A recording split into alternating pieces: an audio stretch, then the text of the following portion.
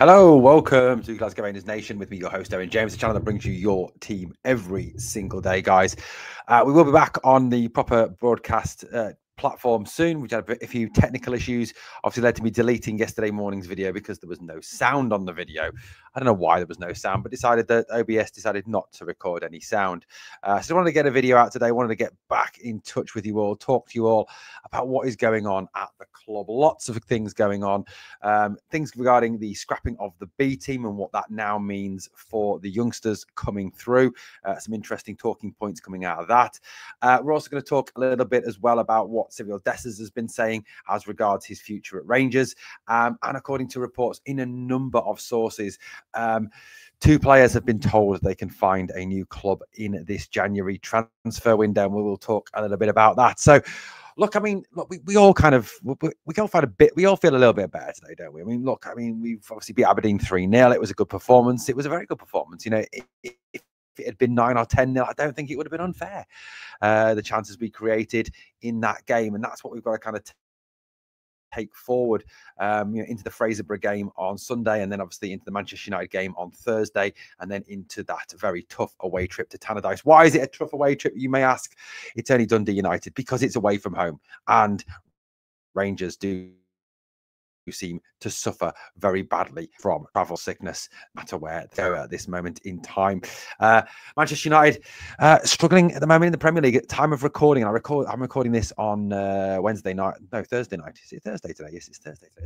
On Thursday night, and they actually are losing at time of recording. They probably, by the time you come to watch this, they probably come back and won the game in Amarim time, or Fergie time as it used to be known. Anyway, let's talk a little bit about the first bit now. Niels Coppen, who is undertaking a review, obviously, of the sort of the pathway between the first team and the youth team, and looking at how we can develop the use of the academy, something that Niels Coppen did say that he wanted to do upon his appointment as sporting director. I mean, obviously this has got little to do with the review that Patrick Stewart announced for the whole playing side of what is going on at the club.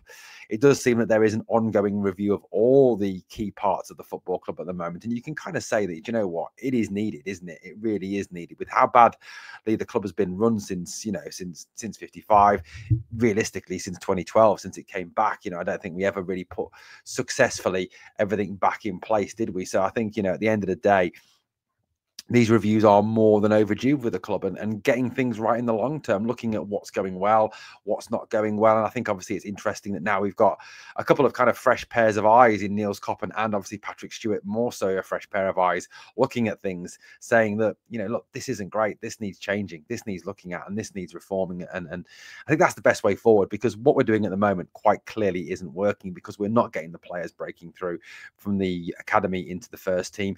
And I think you've got some fans, and quite rightly at the moment, questioning the value of the academy, looking at the academy saying, well, how much do we spend on that academy and what return do you get for it? As with any investment that you put into place, you want to see a return on that investment. If you invest in shares, in stocks, in Bitcoins, whatever you invest in, you want to see a return on that. Even if you've got savings and you put it in an ISA, you want to see an interest on that, don't you? And it's the same for Rangers. They'll want to see a return on the multi-millions that they are putting into the youth academy. Now, the announcement yesterday was that Rangers have decided that they will scrap their B team. Now, I think, look, realistically, it was kind of coming, wasn't it? Because the B team have kind of become a bit of an anachronism, bit of a white elephant, really, because there's no league for them to play in anymore. They did obviously play in the Lowland League. They now don't play in that competition. There was talk of trying to set up a conference league. That was been discussed at one point by the SFA. That didn't work out. So the B team, realistically, they've played in the Glasgow Cup, but they don't play any real meaningful games. There is no cup competition structure there. There is no league competition structure there. It is very much a case of ad hoc friendlies against English clubs, against German clubs, against Dutch clubs, as and when they can be organised. So you can kind of start to question the value of this. I mean, a trip down to Derby on a cold Wednesday afternoon is not really that beneficial, I don't think, for these boys. What are they going to learn playing a bunch of kids from Derby? I mean, nothing against Derby County, because traditionally, historically, Derby are a traditional club down here in England. But on that side, the B team isn't really a preparation for the first team, and I think that's absolutely right. one of the reasons perhaps why we're not seeing as many of the kids making the step up from the under 23s and the under 18s to the B team, then to the first team, is because B team football really isn't a preparation for 18 football, isn't a preparation for men's first team. I think even down here in England, where we have the Premier League 2, which are Premier League 1 or whatever you want to call it, Premier Youth League, an under 23 league, there's a massive difference between the intensity, the speed, and the aggression that the game is played with, in the Premier League to the Youth Premier League. So, yes, there is a big step up there. Now, realistically, what would have been a lot better would have been if the SFA and the other clubs, particularly obviously those that don't want it to go ahead, the likes obviously of Celtic, had kind of sort of gone through this situation. They've been very similar to the teams on the continent, where B teams are allowed to play in the league structure up until the championship. I think that would have worked out really, really well for me, and giving young players the opportunity to play competitive games against tough teams. And I think as well for Rangers, a Rangers B team would probably realistically come up against very similar tactics from opposition teams as they would come up against playing for Rangers first team against opposition teams in Scotland. I think there'd be a lot of low blocks, a lot of fouling, a lot of spoiling, a lot of falling over, time wasting, etc., because of the talent that there is in that B team. You look at the likes of Lovelace and Rice and Ncio and Alex Lowry and players of that caliber. There's some decent talent there. So the B team's gone. So what's the alternative? What are we going to do about it? Because obviously, there's got to be some sort of stepping stone then from the under 18s to the under 23s then into the first team. So what has Niels Koppen said? So Niels Koppen has said that what he wants to see now is more of the youth team players who have made the step up, training with the men's first team. That's the first thing. So actually training, at Auchenhowie at the Rangers training centre with the actual first team. So, the likes of Bailey Rice, Zach Lovelace, etc., actually, as they are at the moment, now training with the men's first team, getting a more competitive training session, getting a more sense of what it's like to come up against these professional footballers, these some top level footballers, and then you've got Kieran Dowell and Cyril Dessers, obviously, and Robbie Matondo. But so some top level footballers there, not all top level footballers. Also, I think the other move that Koppen very much talked about was the set use of the loan system, sending players out on loan. So as we've seen with Robbie Fraser, with Cole McKinnon going to Ayr, Robbie Fraser to Livingston, that players will be sent out on loan in Scotland and in England. So the Rangers youth players that sort of make that step up from the under 18s will then go on to play at championship level, or in England at championship level, or League One level in England, in loan spells, actually playing competitive first team football. And you can kind of say that realistically, the players are going to get a hell of a lot more out of playing competitive first team football than they are, out of playing pointless friendly games for the B team, playing a championship game for Livingston, or, a game for Ayr, or, playing down in England for Bolton or someone like that. It is far more useful in preparing these players to play first team football and seeing if they're up to playing first team football than it is, playing them in some pointless B team fixture down at Wolverhampton on a cold, wet Tuesday afternoon. So I think, that is, for me, a much better move, playing in front of a crowd, playing, against real professionals, to see some seasoned journeymen, some seasoned pros, other young players. It's better preparation for them. So I think, on the whole, the best move obviously would have been allowing the B team to still function, having the B team in the league structure, having the B team allowed to play up to the championship, and that sort of approach would have been far, far better for me. But that was never ever an option. The SFA were never going to consider it. So for me, this is the next best option. I think getting the players out there, letting them go out on loan, letting them learn their trade. And I think that is the right way forward now for the club. Now, there's also been some discussions about allowing some of the top teams in the Premier League actually, kind of tie up unofficially with some of the lower league teams. So kind of having a partnership in effect with some of the lower league teams. So, maybe Rangers tying up with a Partick Thistle or a Dumbarton or a Brechin or a Queen's Park or something. And, allowing a lot of the youth players to go to these teams to develop and to play football. This is certainly something that is being looked at, in kind of a sort of a unofficial kind of feeder club kind of way. Now, obviously, this benefits that club because they get a lot of young, promising up and coming talent. the parent club, you know, the old firm club, the big club will pay a large percentage of the wages. So these teams are getting really good footballers for very cheap prices and very cheap wages, you know, which obviously help there. It also helps the Scottish game as well, because it gives these lads first team opportunities. It gives them first team football. It gives the Scotland under-21 coach a few more players to pick from. You know, it gives us a chance to develop Scottish talent, which is, you know, if you look at the academy, that's what's coming through the academy, isn't it? You know, it is Scottish talent. Carl McKinnon, Scottish. Bailey Rice, Scottish. Leighton Grant, Scottish. Finlay Curtis, Scottish, and so on and so forth. So, you know, look, on the whole, it's not the best move, but it is the best move in the circumstances that we find ourselves in. I think that's the best kind of way of putting this one.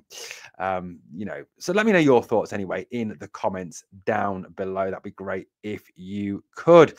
Right, so let's move on to some exit rumors. So we've heard stuff about Cyril Dessers. We've heard stuff about Rabbi Matondo. We've heard stuff about you know, about Kieran Dowell. Now, the report is that Matondo and Dowell have very much been told that they are surplus to requirements and they can move on in the summer, sorry, in this January transfer window. The rumor, obviously, that we brought you on the video yesterday was that Matondo would be heading off on loan either to Lecce or Torino in Serie A, or Sunderland or Sheffield Wednesday in the Championship. All these teams looking for a speedy winger. And as I said on the video yesterday, I think, you know, this is the right move for Rabbi. It's the right move for Rangers. You know, Rabbi's never really lived up to his promise, has he? He's never kind of shown us what we actually genuinely thought we were getting when we signed Rabbi Matondo. You know, he at times flatters to deceive. You know, his service, his end product's not great.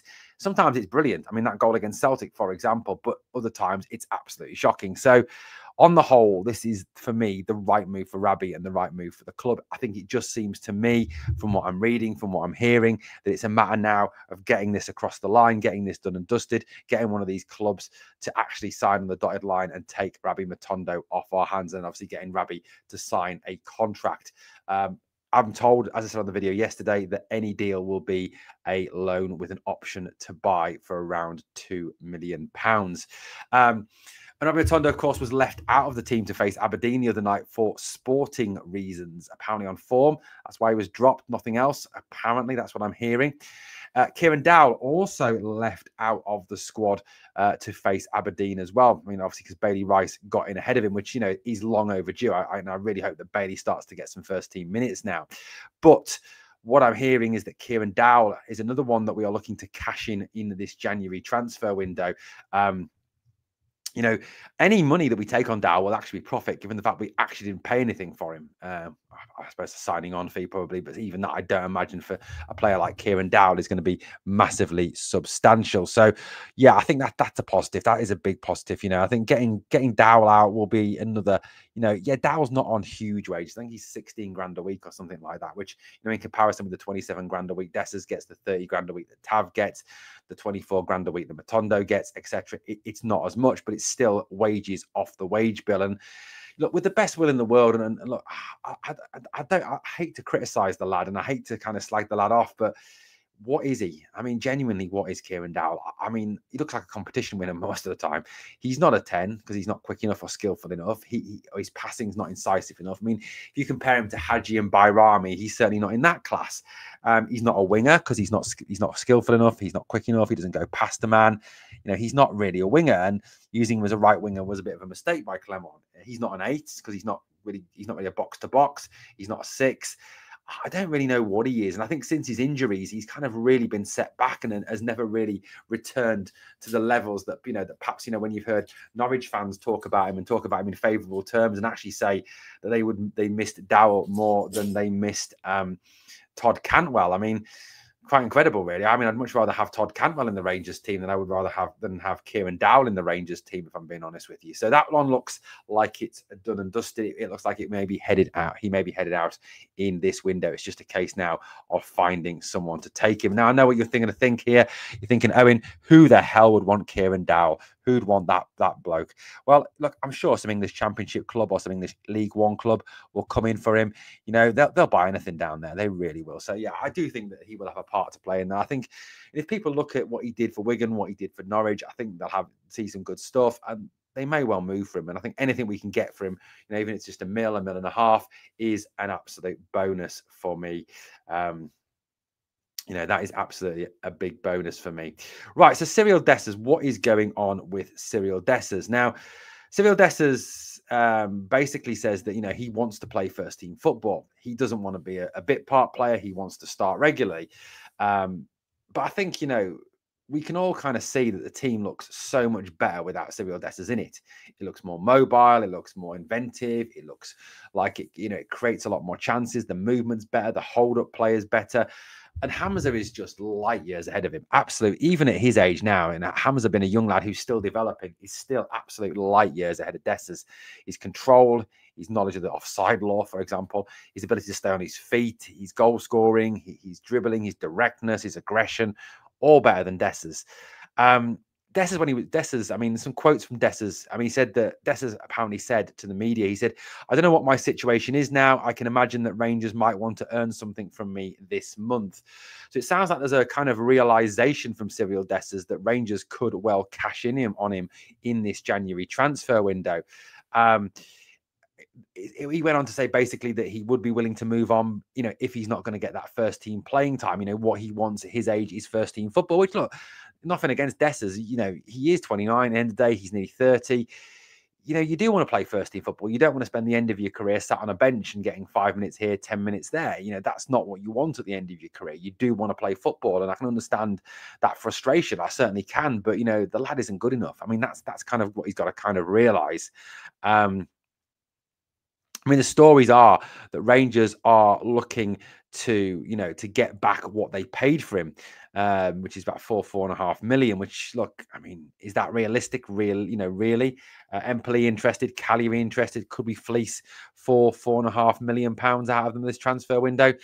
I guess only time will tell on that one. But Dessers has said, you know, that he realistically, you know, he wants to stay. He wants to be part of the first team squad, and he wants to play for Rangers. I mean, fair play, you know, if he wants to play, fair enough. But look, I think, you know, he is a kind of love-hate character, isn't he? You know, some fans love him, a lot of fans hate him. I hate him. I can't stand him.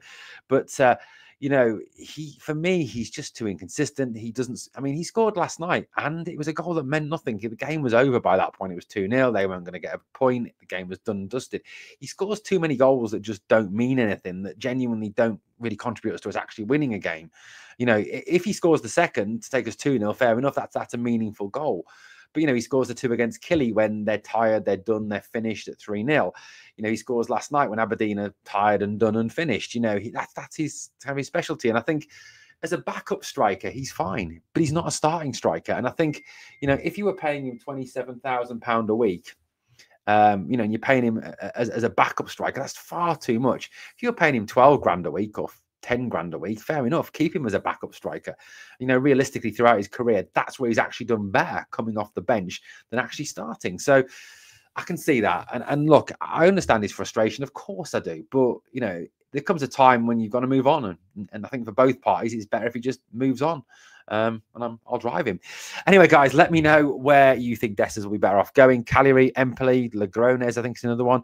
And, you know, what your thoughts are on Dowell, Matondo and Dessers. Yeah, would you keep any of them? Do you want them all to go in this window? Is there anybody else you'd like to get rid of in this window, realistically? Anyway, guys, thank you for watching Glasgow Rangers Nation. As always, please, on the way out, smash the like, sub, comment, share, do all that fabulous stuff for me. And remember always, we are the people.